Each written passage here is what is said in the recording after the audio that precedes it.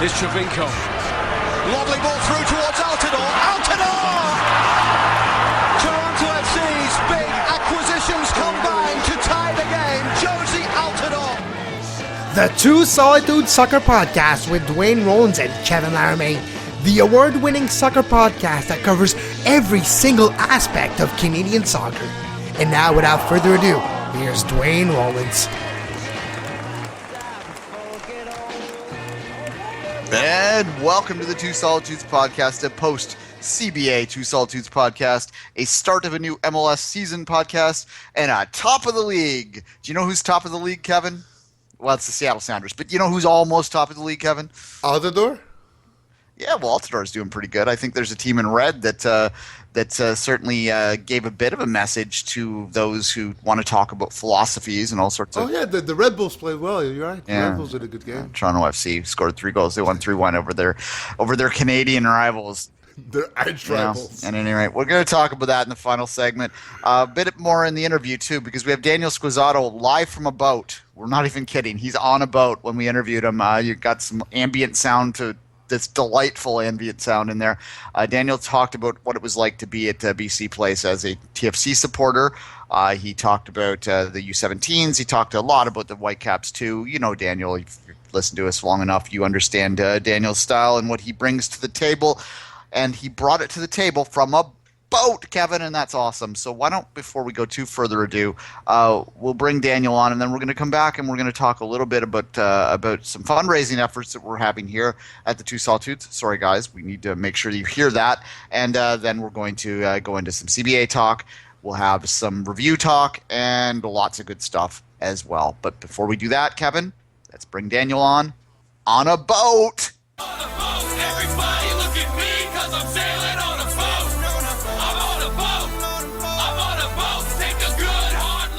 And welcome back to the Two Solitudes Podcast. Joining us from where are you, Daniel? You're like in the middle of the Pacific Ocean or something there? Partially. We don't kid ourselves in this show when we go around. Yes, Daniel is... That sound there was the horn that they're blowing on this ferry boat to help mitigate the heavy fog that has befallen us. So we've got I brought a lot of West Coast ambiance with me to the show today. Yes, although here in Toronto we are unconvinced that Daniel is not just living in the basement of a famous bar here. At any rate, so he's blowing a horn, I guess. But at any rate, we move on. We had Daniel on because we wanted to talk about a couple things. Daniel was one of the traveling support for TFC on the weekend. And he also covers the Canadian national teams for MLS soccer. So we thought we'd talk to him about the U17s. Daniel, we don't have much time with you because you got to get off the boat soon. But we'll start with the game on Saturday. What was it like to be there as the enemy? Well, it was a bit strange. I mean, it's not my first experience wearing red and going into a stadium being completely overwhelmed. I mean, I am a Canada supporter after all, so I've had plenty of experience walking in the Canadian stadiums and being vastly outnumbered, having people swear and throw things at me. But in this case, I felt I could do it in good conscience, and I felt they were in the right place. It was their city. We were the interlopers. So it was a fun experience. A group of probably about 50 to 75 making up the TFC supporter section. Former Mayor David Miller among them. I'm glad that if there was a former mayor in that section, that it was him and not another former mayor. Actually, the other former mayor is probably not allowed to leave the province. So, But yeah, I mean, the game itself was pleasantly surprising. I mean, it took about 45 minutes for TFC to get their legs under them, but once Sebastian Javinko got going and once Joey Alfieri showed what he could do, I found there it is again. I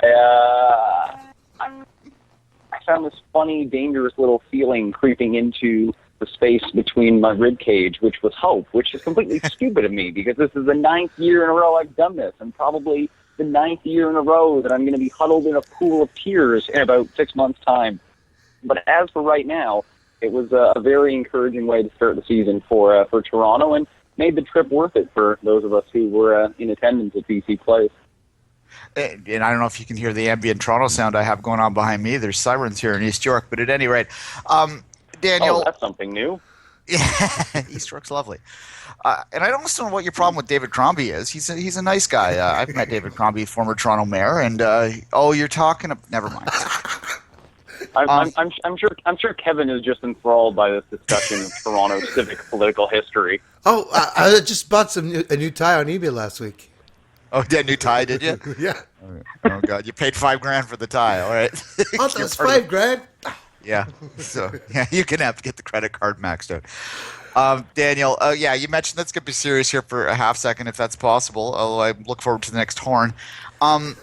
You mentioned the Toronto's big name guys, but let's talk a bit about Vancouver. A lot of people were disappointed in how they didn't really react to Toronto's tactical changes in the second half. From your perspective in the stadium, now, albeit you were partisan there, but what did Vancouver do well? What did they do not so well, in your opinion? Well, I mean, in the first half, as has been said and written, they were essentially destroying the right side of Toronto's defense with some of those long balls, many of which were just absolutely beautiful. It was funny. There was a collection of right proper Englishmen, seated near me, and you would hear them, as they are wont to do, trying to take a bit of the piss out of the game they were watching. And every play was, that was shocking, that was awful. But then, every little while they, that was a masterful pass. Like they had no choice, even though they were there to rip apart what they were seeing. They kind of had to admit, that was quite a ball by Morales, quite a play by Laba. So honestly, as I was telling the disconsolate Vancouver fans who I encountered after the game, that if the team that showed up in those first 45 minutes can get it all together, I mean, if they can, ping those long balls and take advantage of the speed of the guys they have up front, guys like Mane and Maddox, who we didn't see until later in the second half, but they've got some potential there. Now, the counterpoint is that Toronto, with a relatively inexperienced manager and Greg Vanney, was able to shift tactics and shut them down in the second half. So maybe they've been exposed, and that was the best half of soccer they'll play all season. For the sake of the sanity of the folks out here, I hope that's not the case. But yeah, I mean, as we always know, one game is far, far, far too early to make any grand proclamations about anything other than the fact Toronto will make the playoffs. But yeah, it's going to be really interesting to see which Vancouver team shows up in their next few games. How did Otavio Rivera look for Vancouver? We know he scored a goal 19 minutes in his debut after missing a sitter, but how did he look after that sitter? Well, I mean, I was going to say about 8 minutes in, he looked like me trying to finish out there. Or that shot was harder to miss than to score. I figured he must have been off.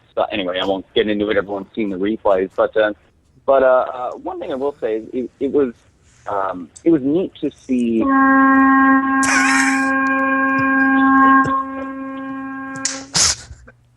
I just gave you a great description. It all got censored, though.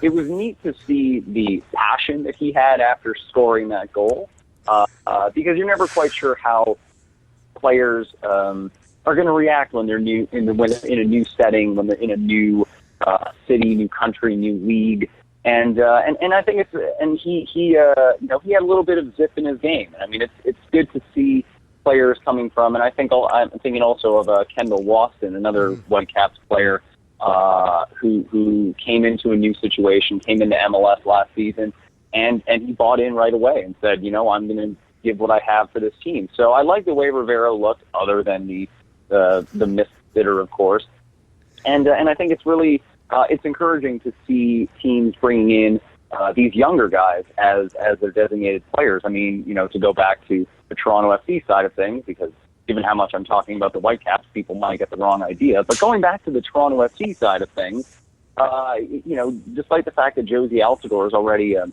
household name in North America, you got to remember he's still only 25 years old. Javinko's 28. So seeing teams bringing in these younger guys, these guys in their mid or even early 20s who are buying into what's happening, it's encouraging to see, and it's only going to help the growth and the increased quality that we see in the league. How surprised were you by the link of play between Giovinco and Altidore for their first competitive game together? Oh, I found myself repeating the words tasty and sexy over and over and over while watching the game, which made people give me maybe a bit of a raised eyebrow. But just Sebastian Giovinco took about maybe 20 minutes to get settled in, and then once he did, you saw what he's capable of doing when he's got the ball at his feet. They had a bit of strange tactics at the beginning, trying to give him some long balls, despite having Waston and Pamuduka, who come in at a combined, 13 feet tall and 800 pounds between them. So I don't know why they were expecting Giovinco to win headers against those guys. But once he had the ball at his feet and had some momentum and had some space to work, I think it's really going to be fun to see what he can do, not just linking up with Altidore, but linking up with a young Canadian, Jonathan Osorio, in the midfield for Toronto this year. But it was a treat to watch him live, and he really is, not a large guy. They call me Atomic Ant not for nothing. But hey, as we've seen in this league with another departed TFC player who I won't name, dudes who are 5'5" can make things happen. Heck, Lionel Messi's pretty small himself, and he's all right, isn't he? He's all right. I've heard that story. Okay, Daniel, I know you're tight, so we'll just a real quick question on the Canadian U17s, which are quietly having a nice little tournament, although it could all go sideways in one game. Just what is your from afar general observation about that team, and can we convert some of those players into actual pros moving forward? Well, I mean that's always the missing link in Canadian soccer, of course. I mean, you look at the U17s who have now qualified, they haven't qualified yet, but they qualified for the last two under-17 World Cups and are looking in pretty decent shape to make this one as compared to the under-20s who haven't qualified for their U20 World Cup since 2005. And that's the key moment right there is getting those players from being promising 15, 17-year-olds and getting them into professional setups. You look at the best example is two of the players that have been doing quite well for the Canadian team at this tournament. One is Duane Ewart, who has 3 goals in 4 games now, and Jean-Yves Balou-Tabla, who has scored his first goal of the tournament against St. Lucia last night and has been playing solidly prior to that. Both of them are in the setups of one of our favorite Canadian feeder clubs, which is Unattached FC. So, that's why it's tough to necessarily translate tournaments like this. If the performance of those guys can get them into professional settings where they'll be allowed to grow and develop, whether those settings are Canadian or American or foreign or whatever the case may be, then we can maybe look ahead. But honestly, with the U17s, and Duane, you've said this as well, it's always tricky to project success forward from the U17 level. So honestly, at this point, I would say we should, enjoy this ride and enjoy whatever success this team is able to have, and not worry too intently about what it necessarily means for the future, because I think we're all looking for the saviors. We're all looking for, okay, when are we going to get that one player, those 2 players, those 5 players that are going to turn our fate around for the men's national team? But we can't hang our entire hopes on this group of U17. So as I said, they're having a good run. We could see them in the U17 World Cup this October, and then we could maybe see a few of them on the Canadian men's national team in the years ahead. But it's really, I'll say the same thing that we could say about the MLS season, which is it's a bit early to tell at this point. Daniel Squizzato, he's on a boat. I'm on a boat. Never thought I'd be on a boat. There you go. All right, Daniel, thanks for joining us. All right, thanks, gentlemen. Take care. You're listening to the Two Solitudes Soccer Podcast with Duane Rollins and Kevin Laramie. You can reach the guys on Twitter at 24th Minute and at Kev Laramie. Email twosolitudespodcast@gmail.com. Subscribe to the show on Stitcher, iTunes, Feedburner, Podbay, Player. Yeah, listen to the show. Now listen to us flow. Yeah, Northern hospitality. That's how we do. Now back to the show. And welcome back, and thanks again to Daniel for taking some time. He was busy. He was doing something this morning, and he squeezed us in, even though he was in the middle of an ocean or something. So we did enjoy the horn, though. That was my favorite part of that interview. Was that your favorite part, Kevin? When we first called him, just before we played the record, the horn just started before you even said it. It's like we both lost it, and it was amazing. Just a great moment. I think we should get more air horns on this broadcast. It's great. Anyway, all right. We're going to have a serious conversation real quickly before we get into the meat of the podcast. And look, no one likes to ask for money, but at the same time, you kind of have to in this world, because there are costs and certain things associated with doing this that I don't think everyone understands, both time and money-wise. This takes a lot longer than the 45 minutes to an hour that you listen to every day on your devices. I have to book the guests. I have to write the lineup. Kevin has to do the editing.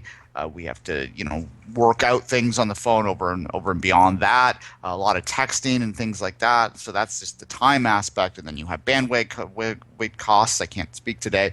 You have lots of things attached to that. It's in equipment, microphones. And I've already upgraded the microphones here once, thanks to some help from Kevin. So there's lots of costs associated from this. So to address that and to allow you the opportunity, the listener, to try and make us better in terms of what we're providing you. We're going to try and give you more broadcasts a week, maybe some add-on stuff, maybe even some more writing stuff. We have decided to do something, and I'm going to let Kevin jump in now and explain exactly what we're doing to try and increase and promote and get this podcast and Five Rings to a different level.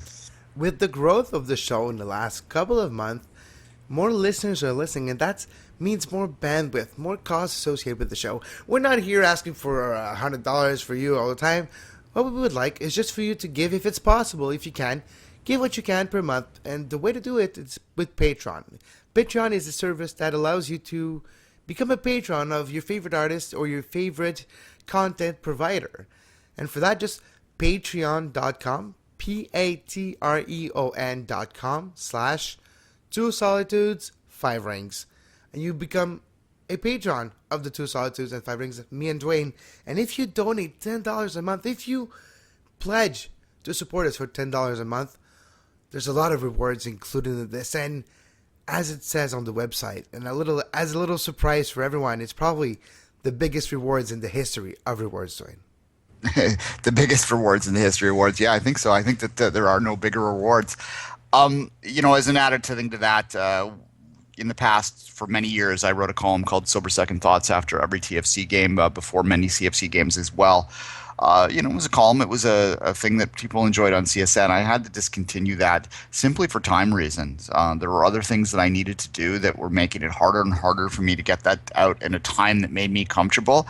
So I ultimately had to scrap it. And so what I've said above and beyond, and I put this out on Twitter, is that if we get a total donation of more than $100 a month, and that's not just you, that's like everyone together to support the podcast and our endeavors, that I will start that back up, attached to this podcast, attached to Canadian Soccer News. So that's just one incentive I'm adding. Kevin and I, we'll get together and we'll figure out some more. I think that, one of the really easy things that we can do is if we hit a certain level, we'll add a regular second podcast a week on this. And I think that that's something that most people can appreciate even more than my column. So we'll figure out what those levels are. But in the meantime, if you go to the sites, we'll get them out there on our social media, on our Facebook, on our Twitter. We'll make sure it's in the description of the podcast on iTunes, if that's how you get it. And if you could help us out, just $1 a month is fine. Or if you can afford 50 cents a month. If you can afford a bit more, then obviously we appreciate that too. But we're not going to say no, but we're not going to ask you for it. Yeah, whatever you can do, that's great. And a lot of people are familiar with this service, and there's a lot of great artists that are getting well supported there. We're not asking to get rich. We're just asking to cover our costs and to allow us to justify the time it would require to do a second show a week. Just an example of what we can do with those funds. I'm in the works right now to actually planning a trip to Costa Rica to go cover the Montreal Impact on CAF Champions League game there. Well, if we have enough support with Patreon and all that, I can get more support for the Two Solitudes. I can get better interviews, I can actually make it there, which is probably a good idea. So all those projects can become possible with your support.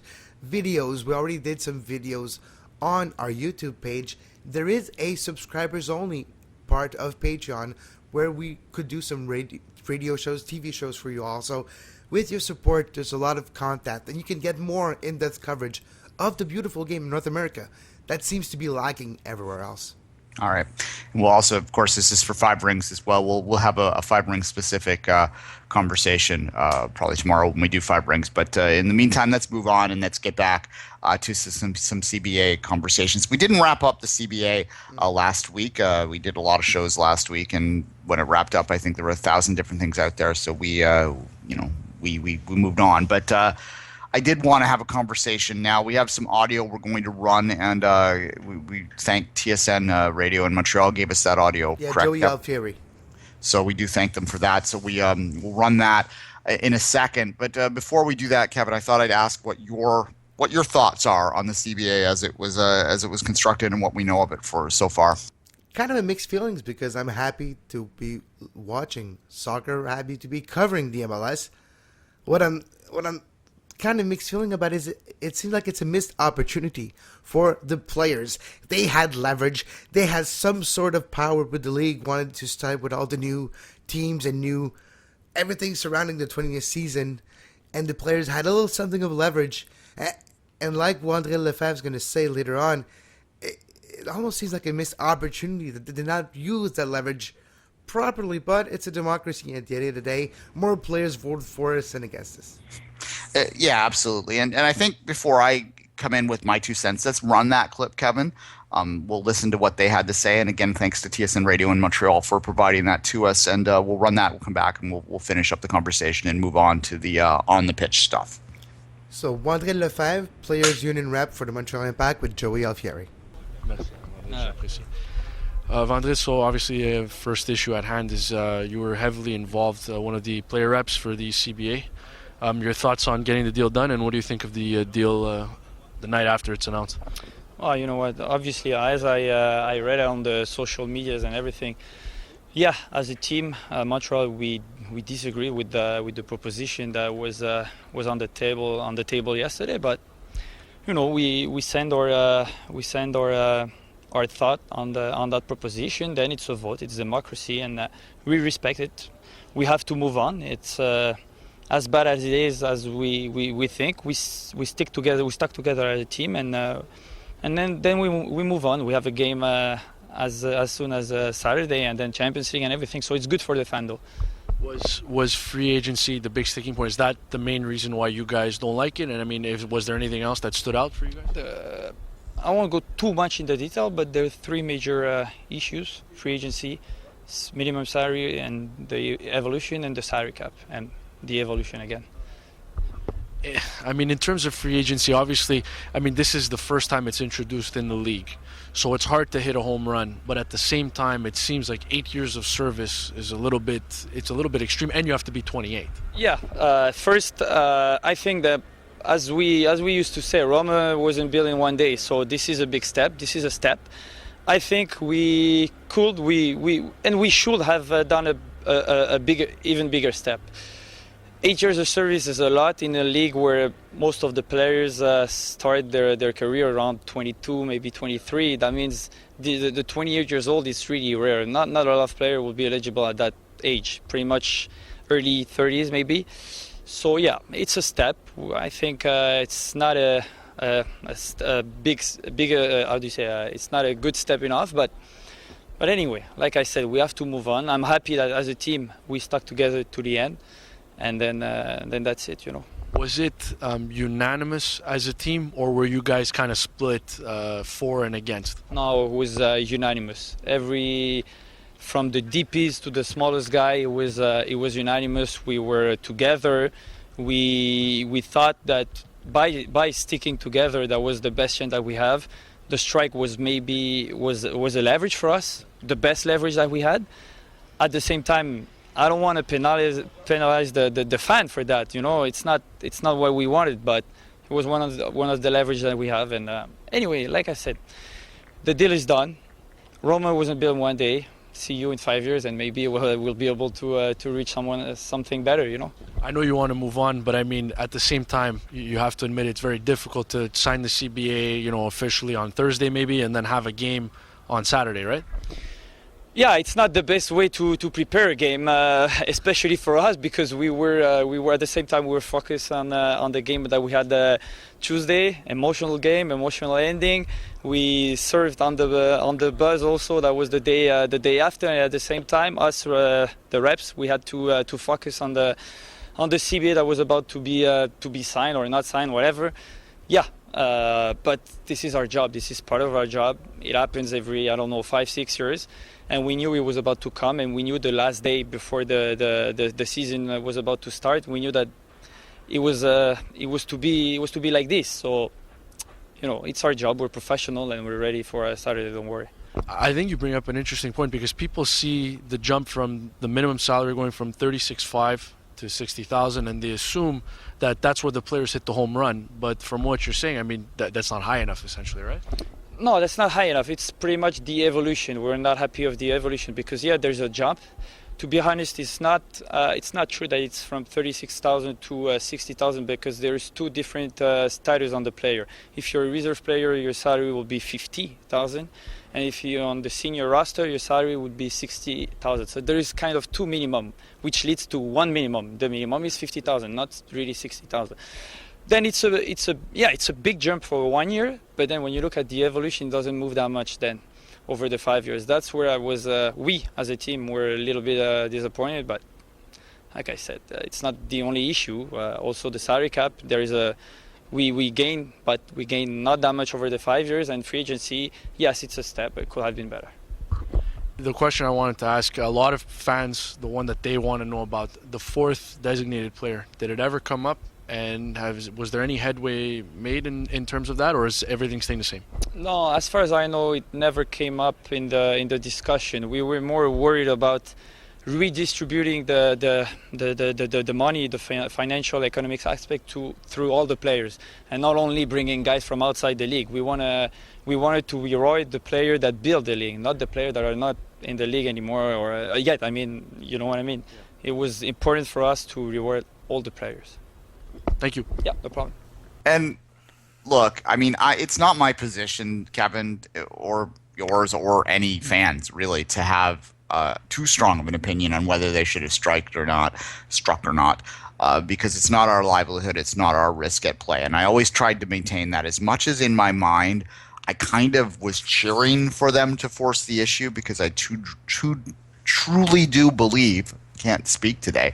I truly do believe that they needed to push the envelope a little bit more if they were going to take the game to a different level. And I'm not sure that the progressive voices within MLS got heard. And once again, those old conservative voices that are paranoid that the league is going to collapse, is going to fold if they don't keep costs insanely in line, they won the day again. I think that the biggest disappointment with this has to be the salary cap. Mm-hmm. Everyone was expecting a minimum of up to $5 million. Unfortunately, we won't even get to $5 million before the end of the contract in 5 years.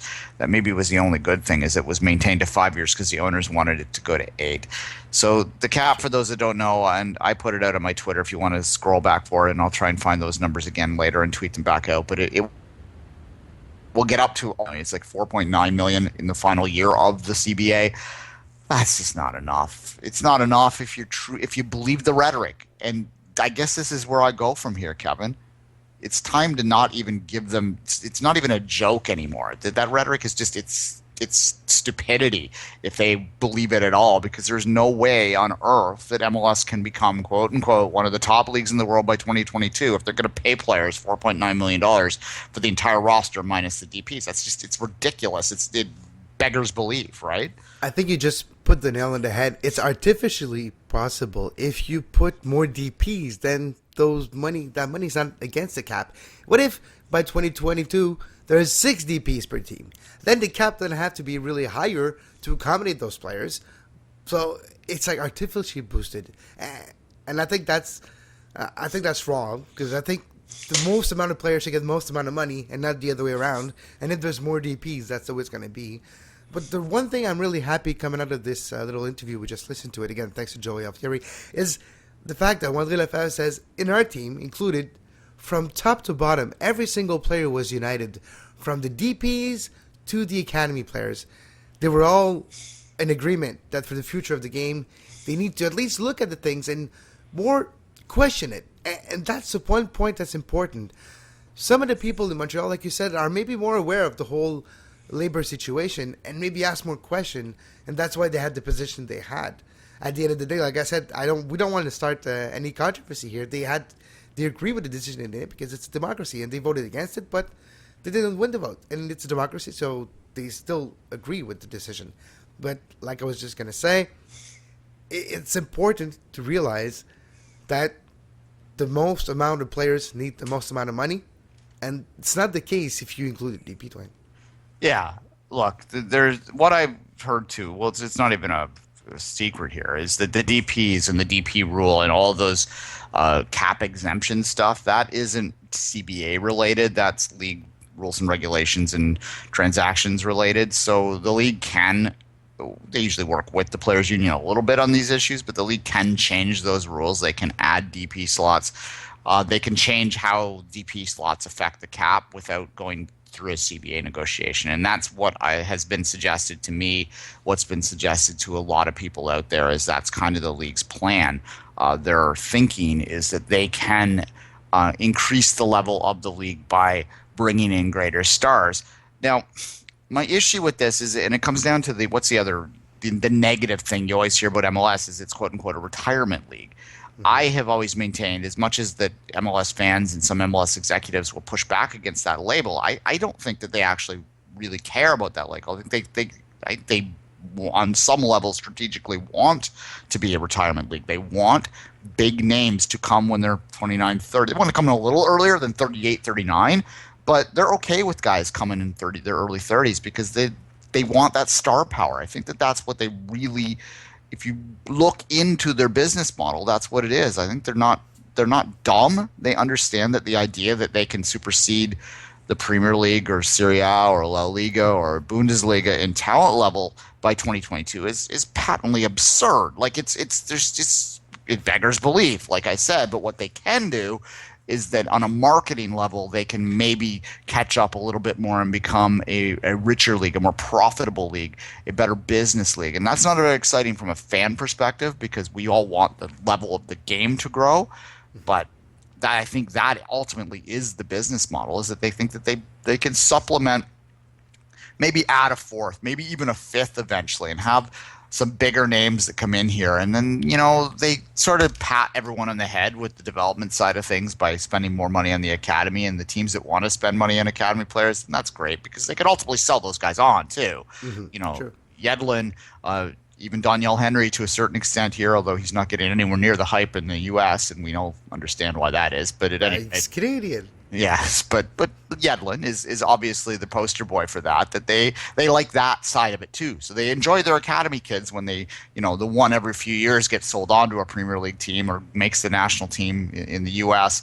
and does well, then that's another feather in the cap. But by and large, it's really just, it's all marketing. MLS is a marketing league in a lot of levels. And, on the local level, we can appreciate it and enjoy it for what it is. It's a day out at the park. It's our home team to cheer for. But when you start getting into these league issues, it becomes really depressing sometimes to support this league because ultimately everything they do betrays what they say. They don't really want to do what's needed to become a top league. They want to do what's needed to be perceived as a league worth supporting. What's the expression? Perception is reality? Yeah. Or watch what I do, don't listen to what I say, or something, right? Like that's. Yeah, it's a say what I say, not what I do. Yeah, or something like that. Yeah. We're mixing our analogies up, but I thought last note on this is interesting. I was watching the Orlando City NYCFC game. Which is the epitome of the old negotiations, in my opinion. Yeah, just that whole game. as everything was about getting to that game so they could get 60,000 people there at any rate. And, look, good crowd, and it looked like everyone had a fun day out there, and it was an absolute much nicer to watch the game there than it would have been here in Toronto. I'll tell you that day. It was Here in Montreal, too. It was minus 20 or something outside that day, but at any rate. Don Garber was on at halftime with Taylor Twellman, and he said, Taylor Twellman asked him, like, how the hell are you supposed to be top league in the world when you're paying players this little money? And Garber basically just said, magic! It's going to be magic. He's going to make the academies and this. He didn't answer the question because there's no way to answer it. So let's all agree right now, Kevin, that we are officially retiring the complete load of crap of MLS being a top league in the world by 2022. It's not going to be a top league in the world by 2022. We can only hope that maybe it's a league that can benefit us by 2022. And, increasingly, I'm not sure about that, but that's a topic for a different day. Did you watch the Orlando NYCFC game, Kevin? I did watch most of it, yes. And what were you thought it was a decent game? I was a little more cynical about it, but I'll get your perspective on that, and we'll talk about that a bit before we move on and take a break and talk about the Canadian games. Maybe I got caught up in the hype or somehow the purple hype. I don't know, but I liked it, a little different aspect.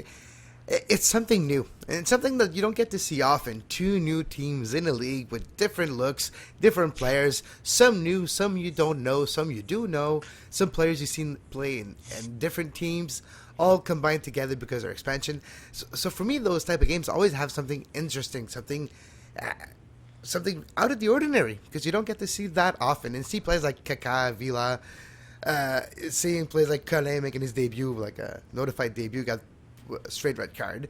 But see, all that together, I thought it was fun to watch just because of the new factor. Yeah, no, the novelty of it, for sure, is True interesting. novelty. That was the best word that I couldn't find, because you said you can't speak and I can't think. There you go.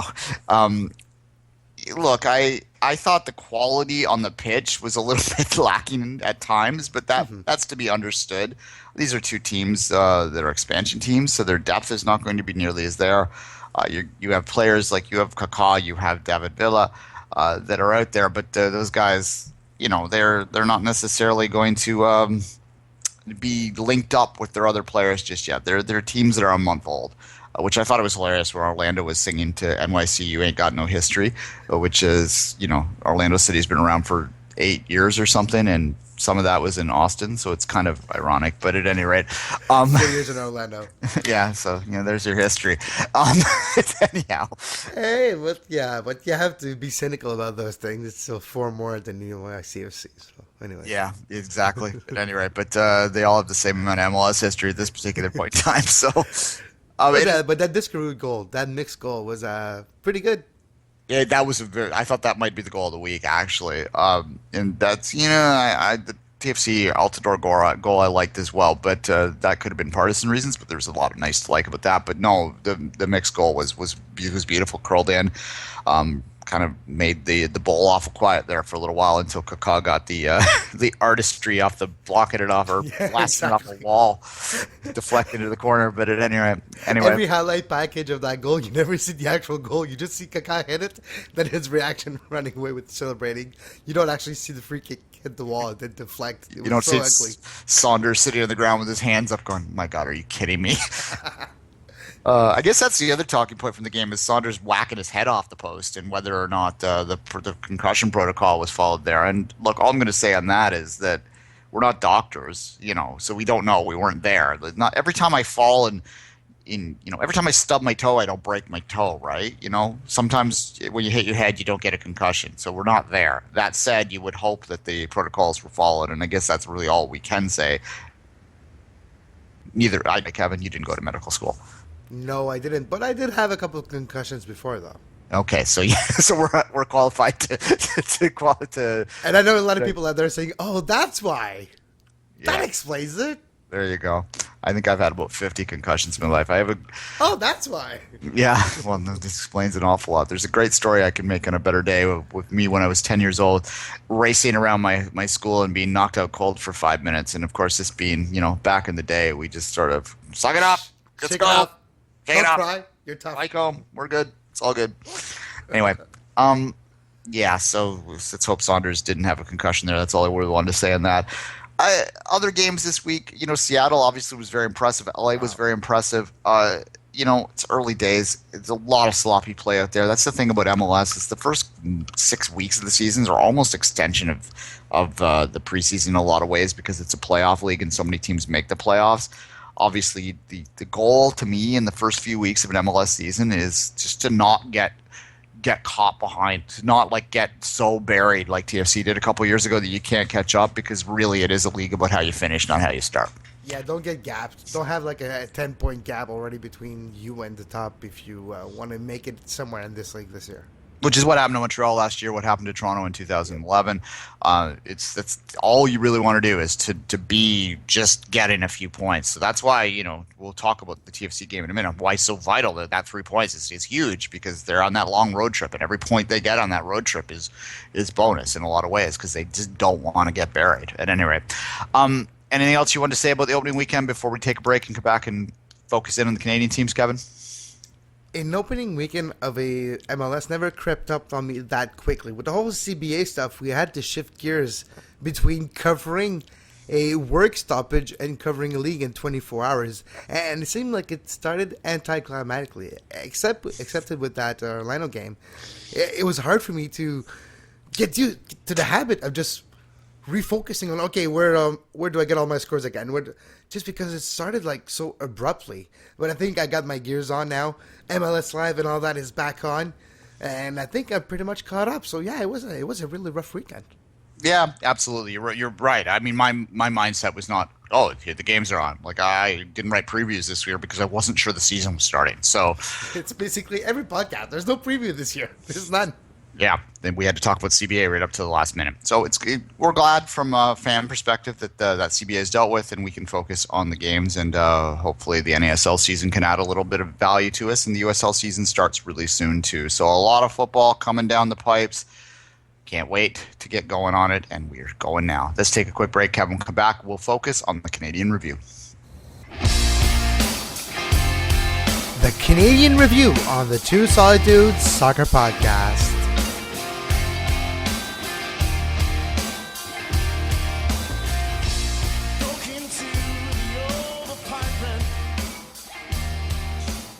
And we're back to our first Canadian Review in how long, Kevin? 4.5 months or something. Yeah, it's been a long time. Nice to get back into those rhythms and those patterns. It makes booking the podcast a little easier sometimes. But at any rate, we're going to start with the Montreal game. DC United, a 1-0 loss there. Kevin, was it a bit of a hangover game, do you think? Yeah, but I think for the fans and not for the player. I think because of the fact that Montreal did a good result versus Pachuca and qualified for the semifinals of the CONCACAF Champions League, I think it upped the anticipation and the expectation of the first game of the season. But like I said everywhere, like I said on this show, from the backline, on the Daniel Firestein show, Montreal is going to struggle the first couple of weeks. It just needs a couple of points before it gets its players to be used to each other, used to the league. When you have 7 new starters out of your 11, that's what you need. And you just need to not get gapped, like we said in the segment prior to this one. So Montreal, it was exactly what I was expecting. Piatti's struggling. He had a first off season in 18 months, and it was expected he was going to have some struggles. We've seen this. So all what's going to happen with Montreal, I was expecting. But did you see that pitch, Duane? Wow. A couple of literally hours before that game, there was still snow on that pitch. They just shoveled it off and played, and it was so horrible. And probably one of the reasons why Justin Mapp got injured. I know it's an elbow, but the fact that he tripped, but the fact that he landed and he couldn't absorb all the pressure of the fall on the because of the condition of the pitch could explain why his elbow dislocated the way it did. And it's such a because of a pitch and injury, such a bad reason to have an injury. Yeah, huge loss too. Any word on how long he'll be out? Right now, no. But usually a dislocated elbow, like we said earlier today too. I haven't gone to medical school, but usually I would about a month and a half, because we have to remember it's just how he can deal with the pain and how he can be confident that he's not going to injure it more playing, because you don't use that part of your body in soccer. You do it for balance, but you don't use it. You know what I mean when you say how you don't use it. Yeah, he can probably come back a little bit quicker. I as well did not go to medical school. I think I have had a beer at a medical school before though. So I think it actually counts. I think it's a credit. I think it's a credit. Yeah, I was, back in the days when I used to go to parties at Queen's, I think maybe I might even shared a beer with a medical student. So I think I am qualified to talk about this. Yeah, like I don't know how long he can do. Like whether the CCL semifinals is out of the question now. It'd be a huge loss. Obviously, we talk a lot about Justin Mapp on this show, what he mattered, what he means. Pardon me, to the Impact. Yeah, it'd be tough to go into that semifinal match without him. But obviously, his long-term health has got to take priority, right? No, exactly. And he brings something to the team that not a lot of players can bring. The fact that he's left-footed but can play on the right and use that left foot when he cuts back in and be a threat from long distance, from long to mid distance. He's a threat. And keepers don't get to see those type of shots from that part of the field from a left foot quite often. And it did put things complicated. He was directly involved in one of the goals in Mexico with Dilladuca scoring off his rebound. So he can directly have an impact on the result of the Montreal Impact, no pun intended, and hopefully he is able to play with pain and confident enough that he's not going to re-injure it by playing and come back on the pitch. But the pitch conditions in the rest of the league are going to be the same for the next couple of weeks, and you don't want him to fall again and re-injure worse or injure another part of his body by falling because of bad conditions. Yeah, he falls the wrong way. He's out for a long time. I think you can come back a little bit quicker if it's the wing that's hurt rather than the leg, right? Because you don't have to kick with your arms. At least you shouldn't be using your arms anyway. You shouldn't kick people with your arms. That's not nice. No, it's called punching. Even is what that is called. However, so we'll see though. In terms of the game itself, to get back to that one, as I said, I was trying to be the wise, older, having seen it before guy when I was talking about the Impact success in the CCL earlier, having seen it here in Toronto, is that the MLS play and the CCL play are different things. And I think that's the warning shot that maybe some Impact fans, maybe some new Impact fans, if any, they picked up with the win, may have learned the other day. It was an ugly game. It was an ugly game. That's the only way to say it. But it was. But what do the Impact have to do this week to sort of regroup and get back at it? Piatti needs to find his marks. He needs to be able to take over a game. I was looking at some highlights yesterday, preparing the new intros for both this show and Off the Woodworks, trying to get the right highlights. So I've been looking at a lot of Piatti play from last season.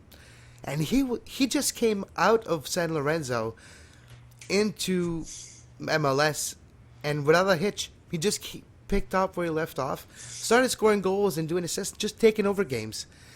And that's what he seems to be missing right now. Is maybe that confidence that you have when you've been playing for 4, 5, 6 months straight at a high level, that confidence in your play, that knowledge that you know where your play are, you know what you can do exactly at that moment at every instant of a game. And he seems like he doesn't have that. He's trying. The best way to put it, Duane, he looks like a poker player who's a pro, playing with newbies that raise him and call him whenever they want, and they're not supposed to do that. And he reacts like, hey, you're not supposed to do that. I'm supposed to be winning. You're not supposed to be doing this. That's how he looked playing against DC last weekend. Fair enough.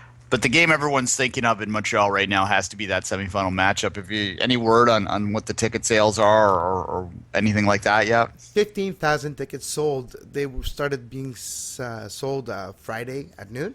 So in the weekend, there was 15,000 sold. So there was a big hype Friday. Just Friday, there was 10,000 sold. But it seems with the loss, there was a little calming of that hype, hopefully with marketing, and let's mark history and get that quest for another moment moving. It's going to continue now. So I'm not worried. You should expect probably around 35, 40,000. I'm not going all crazy saying it's going to be 60. No. That's in the final. You should bring Club America or Reggiano. Who knows? But I expect 35, 40,000. If there's 40, there's more than last game. I'll be happy. It's an interesting challenge because you have months to sell the tickets for the quarterfinals, Yes. and only a couple weeks to sell them for the semifinals. It's the same issue that MLS teams have in the first round of the playoff games. And if a Canadian team ever does get to host that play-in game, we might be a little less self-righteous when we see the small crowds in the States. It's tough to sell tickets that quickly, but at any rate, that's a long ways off, and lots to talk about before then. So hopefully we'll get a big crowd out in Montreal for that semifinal game. If Club America is playing in the final, I think that you might get some neutrals from people coming in from outside of Montreal that aren't necessarily Impact fans to watch that one. A lot of Mexican too. A lot of Mexicans going to come out if we play. You thought there was a lot of Mexican at the stadium for Pachuca?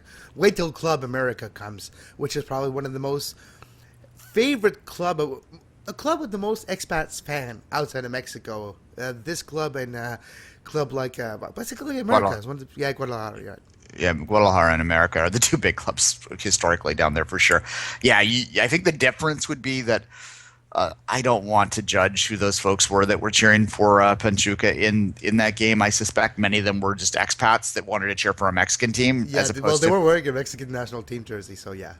And we've seen that here in Toronto with when a Guatemalan team or whatever comes in, you have a lot of people that are just Guatemalan that are just cheering for the homeland, even if they're not necessarily fans of that club team, which is not something I completely get. No, they never heard of that team before. They never heard of any player. They never heard the name of the team. But hey, it's a team from my country. Why not cheer for them? Yeah, but if you get Club America up there, you're going to get fans of that club are going to make the trip up as well. So it'd be an interesting time, but we're a long way off from that. There was another game this weekend, Kevin. Do you recall who won that one? Good question. Good question. What could it be? Well, Vancouver scored the first goal, so I guess they hang on for the win. No. What happened is that the tactics got adjusted in Toronto. Look, we'll say that. Let's start with the first 20 minutes, which is all. And you Vancouver folks, you can turn it off after we stop listening to talking about the first 20 minutes because I don't think there's much you're going to want to hear after that. Vancouver did come out. They were very excitable. They were very fast off the break. Toronto was playing naively again. Caldwell was shocking in the first 20 minutes. He completely was burned on that goal. Just completely burned to that goal. It was a little terrifying to watch, actually. But there was the sitter mixed. I've heard people say that Vancouver could have been up 3-0 after 20 minutes. I think that's a lot of woulda, coulda, shoulda. Yeah, I was going to say could have, should have, didn't. Yeah, there's also ignoring the fact that Jovinko missed a pretty good chance in that first 20 minutes too. So, let's be honest here. It doesn't matter how many chances you miss. It's how many chances you bury. And Vancouver did get the one chance buried, which is the important thing. They got the lead. But what happened after that? It was almost like, and I was talking about this morning when I rewatched the game, because why wouldn't you rewatch it twice? Because it was fun to watch twice. At any rate, it's almost like that goal Vancouver scored from a Toronto perspective served as a timeout for TFC. Because there's the celebration and all that, and they were able to sort of regroup and go back and go to the bench and talk amongst themselves and settle themselves down. Because after that point, I wouldn't say that it was immediately dominant to TFC. I think the second half was TFC completely dominating, controlling the play in a lot of ways. It's not to say Vancouver didn't get a few moments here and there in the second half, but Toronto dictated how the game was being played in that second half. But for the rest of the first half, what happened was that Toronto dropped its line a little bit further back. They weren't getting as burned as much. They calmed the chances down, and they ended up working the goal, that brilliant goal, which went through 6 different players for TFC. Jonathan Osorio was the underappreciated player in that build-up, too. He did a great job out there in the wing to get the ball into Jovinko, who then made the perfect pass in to Altidore. And the finish was outstanding, and that's a good sign if you're a TFC fan, because I've said before and I've said in other places that the key to TFC season really is just how much form Altidore can find. I was actually surprised by Altidore's form, having scored 1 goal in 42 games with Sunderland. Then he comes first game, scores twice. All right, second was a penalty, but the first goal is basically. But he drew the penalty. No, true. But the first goal, it was just a service. It was basically he had service and just instantly reacted. He was with the ball in front of a couple of feet in front of the keeper by himself. He knows what to do there. That's what Altidore needs to be doing. And the fact that it happened in the first game before the chemistry or the automatic the chemistry between the players is there. So it really looks good for TFC, unfortunately for Montreal fans, but it does look good for TFC. Just that because it's instinct. It's not something planned. And when that happens at the beginning of the season, can you wait imagine 10 games from now when they're used to each other? Yeah, and look, this is why I was, as much as I joke, And as much as people accuse me of being troll boy at times when it comes to this, I was shutting my mouth a lot in the offseason because I've been quietly confident that this team is really quite good. Because I don't necessarily connect TFC of today to TFC of 4 years ago, and I've had this conversation 1,000 times, so I'm not going to belabor it now, but I don't think you can equate them at all. I think that the team that's being built and the team that's on the pitch right now is absolutely built for success. I absolutely think they're going to finish second or third in the East, maybe after the way New England started, and I can maybe even aim higher, but I do think they're going to be a top-half team in the East. I believe that. I don't believe that out of some naive supporter dome. I believe that out of objectively looking at their talent at any rate, and I think we saw that. I think we especially saw it from Altidore scoring with that touch, with that ability and that wherewithal to both to the way that he played around the keeper and scored from the tight angle on the first goal, and the way he used his body to force a penalty. And Vancouver fans, it was a penalty. It was every day of the week a penalty. He was dragged down from behind. Yeah, of course. And there's a photo of his leg completely across Altidore's stomach. But there are a lot of Whitecaps fans that partisanship does funny things to your eyesight. So at any rate, tell that to the girl with the glasses behind the net. We've all been there, so it's all fine. That was a great sign. But Giovinco, wow, that's all you could say. This guy could be an MVP in this league, absolutely. I tweeted that out the first second I saw it, and that wasn't a troll. That was me going, holy crap, this guy's good. He's the new Robbie Keane, you think? Well, more of GSP, more of a guy like that, like from the past. Like he's kind of a guy that's going to control the middle. He's a 10. He's wearing number 10 on his back. I know there are some people in the Italian community because apparently the number matters in the Italian community. Whatever, I get the traditional meaning of it, but that's not be too much. It's a number, but at any rate, he played that playmaker role, and he's playing a little bit higher up the field than I think a traditional 10 would. He's not dropping back that far. But the other thing about Toronto too, again, we could talk about Giovinco. We have a lot, and he's a very talented guy, and I think he's going to dominate here. I think as long as his body can hold up, then he should be fine. The thing about him too is, unlike other European guys that came without a break, he really did get a break because he wasn't playing very much for Juve. No, for the last 6 months, he's been basically not on the bench, but just on the practice squad. He's just been training, so this was a good opportunity for him. And he's still gonna be an issue because he's been training all year. He has no break on that, but certainly, we saw they handled him a little bit. They took him off at the end of the game for Luke Moore there to a bit of a defensive substitution, I suspect. That might have to do with just keeping him keeping him fresh too. So that's important. Bet Giroux to me was the absolute beast out there at times. That's a guy that is underspoken, and that's the difference between TFC now and TFC of the past in terms of this rebuild. Is Giroux and Parquis. Those are two guys that came from he was in the second division of Spain. Parquis was, but he had been playing off and on in La Liga, and you have a guy from Ligue 1. Those are high quality additions that aren't at the DP level that are absolutely making that starting 11 amongst the best in the league. The question with TFC will be the depth, see how they hand out in the Gold Cup when the Americans are gone.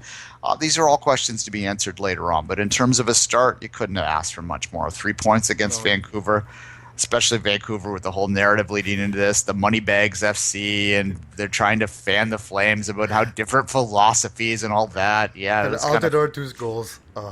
Yeah, if I was reading this Outsiders board before, and there's a lot of talk about, we're going to show that fat American just two. Yeah, no, it didn't happen. So, just to continue on the point that you made of with Giroux and Perky, I agree with you. It's 100%, and I think Laurent Simon is in the same vein as those one.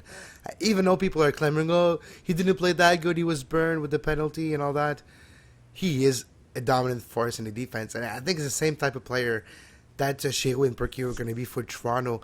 Those, not superstar name, but players that played in great leagues in Europe and were able to be consistently defensively sound consistently. Yeah, absolutely. To turn to Vancouver, I guess we should focus a little bit more on there. They're the same team with an addition up front, and the addition up front got his goal, and that was good, and I thought he looked decent. He's on my fantasy team, so I obviously value him a little bit, and I think he's going to get his goals. But I don't necessarily, as I said in the offseason, it's not that I think that Vancouver is worse than they are last year. They might be even a little bit better. I just question whether they're enough better to catch up, to keep up with the increased strength of the West. We saw what Seattle did on the weekend. We saw LA completely dominate the game. We've seen Portland get a good result this weekend. We think they're going to be better. We've seen Kansas City look really good this weekend. Houston's going to be decent too. There's a lot of strength in that West, and I just don't know whether staying put was the way to go. And they like to talk a lot in this buildup about the philosophies and the difference in philosophies.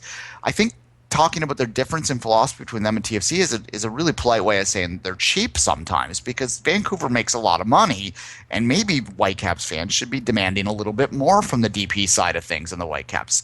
They're developing players, quote unquote. I don't know what that means. It means they're buying younger players rather than older players, I guess, and developing players that are already developed, because developing means academy at any rate. There was only one academy player on the pitch that I saw, and he came from TFC Academy originally, but that's a different topic altogether. I hope Russell has a good year. I like Tybert, but at any rate, look, I think Vancouver's going to be fine. They're going to get their wins. I just think they're going to be in that battle for that mid of 5, 6, 7, range all year. Oh, you're right, but it's not because, like you said, it's just the rest of the landscape of the Western Conference changed with the two new teams in the East, meaning that Kansas City and Houston were going in the West, with Chivas being dissolved. So it all changed, and it wasn't just two teams. It was probably two of the top 4 teams in the East that are traveling to the West now. So it just changed everything. You went from having one bad club to 2 clubs that can be better than you without you having to do nothing, change nothing in your roster. So yes, Otavio Rivero is a great addition. You can listen to it in a new intro. We think he's going to be big. He's like the big name addition, and he did score the 90th in the 19th minute, but he could have scored at the 8th. He could have scored at the 12th. Could have scored at the 13th. A little lack of finish can probably cost him in the long run. Yeah, it's his first game. Yeah, first game in a new stadium, on a new pitch with new fans. Yeah. But still, we'll see. Like I said, it's one game too. How big of a size of a survey it is when it's just one game. You need more data before I make judgment. Yeah, absolutely. And it's a game when, look, Vancouver was obviously very pumped up for the game. There is sort of a moneybags resentment that exists anywhere in the world, not just here in Canada, not just here in MLS, but anywhere in the world. When a team that spends a lot of money comes in, everyone gets pumped up for that game. So I get that. But at the same time, I think that people were also underestimating how important it was to the TFC players to prove a point out there, because they hear the chatter too. They hear that it's TFC, they'll screw it up again. They're just a bunch of they're just spending money. They don't know what they're doing. Like they were pumped up for that game too, and it showed. It was an excellent game. Yeah, it was. And if I've listened to a few of the American-based shows that have reviewed the first weekend, and a lot of them are highlighting the TFC Vancouver game as the best game of the weekend in terms of their overall entertainment level. So we were kind of lucky up here. The last thing I want to say before the game, there was a lot of talk from the Vancouver side of things about how it was going to be quote-unquote an excuse for TFC fans to complain about the pitch. Now that TFC has won that game, can I complain about the pitch? Go ahead. The pitch was terrible. It's an embarrassment. They need to fix that now. Well, anyway, it is going to be fixed in 2 months from now. Yeah, that is not okay, and that probably plays a role in the fact that Vancouver can attract high-end DP talent. So, speaking of pitch, did you see Seattle's pitch? Yeah, well, this is no good either. And then Seattle is talking about building their own stadium here. And I get the one thing I'll say, and the one excuse I'll give the Vancouver people, is that they did battle for years to get their waterfront stadium built. And for those that don't know that story, because it's been a while now, basically they were going to pay for it too. Kerfoot was going to pay for the whole damn thing, and it got blocked by basically local NIMBY groups. By condo people. They wanted to build condos instead. Anyway, it was ridiculous. So I get that they should have been better, and it's shameful, and to me it's a shame, not shameful. It's a shame that there's still not a fight there to get them out of BC Place, because it is not a good environment in my opinion. It's not. I've never enjoyed watching games there, and I know that I'm being troll boy right now. I just haven't. It's a track meet in there because of the surface, and I get that, and it's the right tactic to play. I don't find it entertaining at all. I know others do, so teach their own, but to me, I don't get it. And you're never going to get a top NDP out there, and you kind of need one, as you saw on the weekend, to compete in this league nowadays. If you want to just make the playoffs and finish 5th, 6th, and maybe get the odd home date every 3 or 4 years, then you'll be fine. But if you actually want to compete for a championship, you're going to need to attract your Robbie Keanes, your Dempseys, dare I say it, your Altidores as well, and you're not going to get them to come in on that pitch. I was surprised to read the amount of DPs there was in the league this weekend. If I'm not mistaken, 47 to 48 DPs are in Major League Soccer right now, which we're long gone from just David Beckham. Yeah, it's no longer the Beckham rule. Nobody even really calls it that anymore. Different levels of DPs though too, right? Yeah. You have your DPs and then you have your DPs, and Yeah, especially this year with the the Toronto ones like Altidore, Jovinko, the Kaká, the Vila. It's a different breed this year too. absolutely. And like I said, if you're gonna, for a long time, a lot of people that believed in the small market model and like the Salt Lake model, kind of they'd argue that there was for a while there wasn't a DP champion, but that has changed completely, especially now that there's 3. When there used to only be 1, yeah, it made a difference.